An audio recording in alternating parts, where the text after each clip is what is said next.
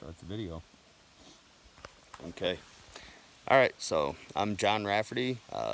Just getting into Sasquatch research, I guess you could say. Trying to do something, I guess. And I'm up here with my daughter, Camille. Can you say hi, Camille? Hello. All right. Okay, so anyway, Camille and I came up here, did some hiking. I know the area. I've been up here before. I've hunted.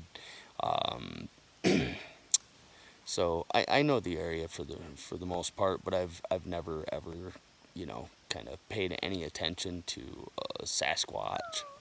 But I can tell you that at one time I was about 26 years old and I came up hunting. I had a big 72 Ford Bronco and I parked it up on this other end of this farm, a different area. You can come into this area. It's a little ways away.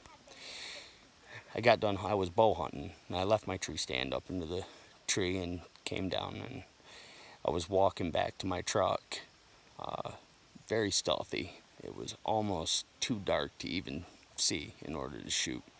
And there's a old abandoned farm with a pond, a little hand well. I looked out into the field and I could see this black thing. I did pay no attention to it. I thought that it was just a little evergreen tree out in the field. And I took a few more steps to, see if there was anything in the field or something was going to step out. It was that kind of moment. And then all of a sudden, this supposed evergreen tree takes off running. And I just figured it was a guy. And I still think it could have definitely been a guy. He was a very tall guy, and he could run really fast. In any event, he took off running. There was only a small portion of the field that I could still see until he went behind the knoll, the old abandoned farmhouse building. But I knew that on the other side of that there was a big open field. So I took off running. I get down into the area where I could see the other side of the field, and I caught probably the last 35 yards, I would imagine. Long stride.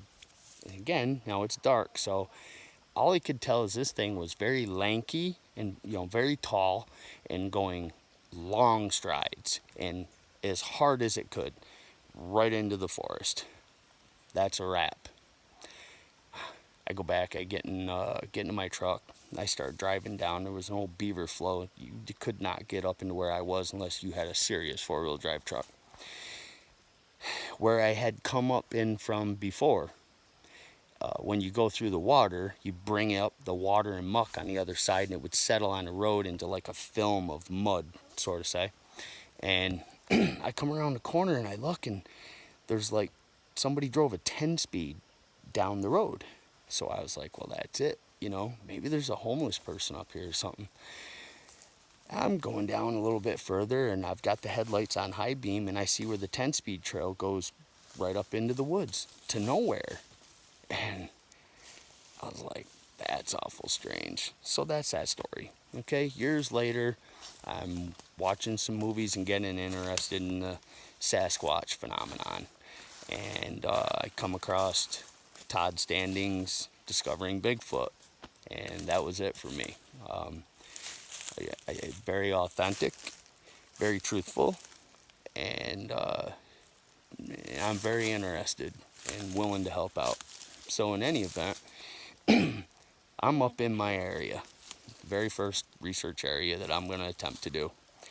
And we were up here before, and we saw what we thought would be what they call a tree break. I got a picture of it, and it's been a week, and we're back up in here again. We got about another hour or so of daylight, and we're getting into the area where this has happened.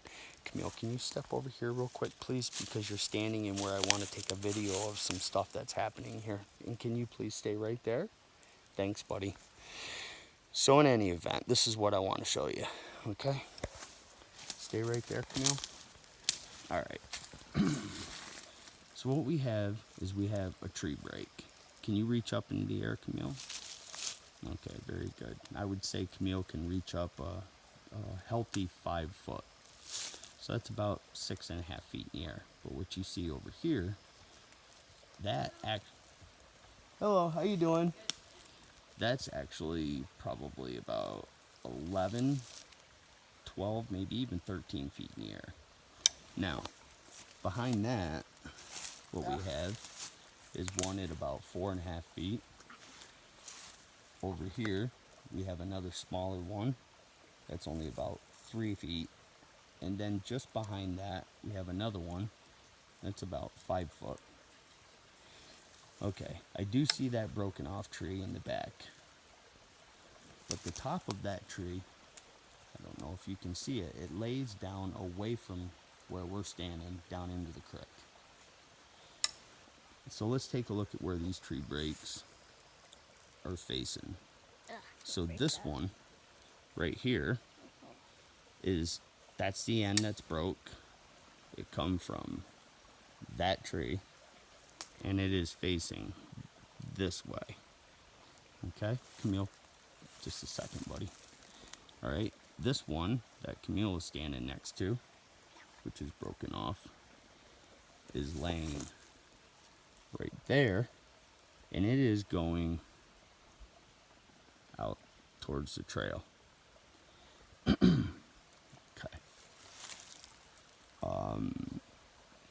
Let's see here.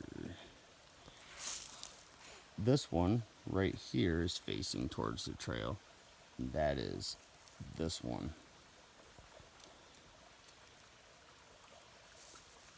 Camille, can you stay right there, please? Can you stay right here, please? Right here. I don't want you to step over in this yet, okay? Give me just a second. All right, so as you can tell, I'm very inexperienced with this. All right, so anyway, I'm going to wrap this up. This is what I want to show you. So down here on the ground, when I came up, I noticed that obviously somebody else could have come in here, but I came in real easy. I'm looking for hair on trees. I'm looking for footprints. And what I noticed was down here that this stick is snapped off. All right, so let's move this.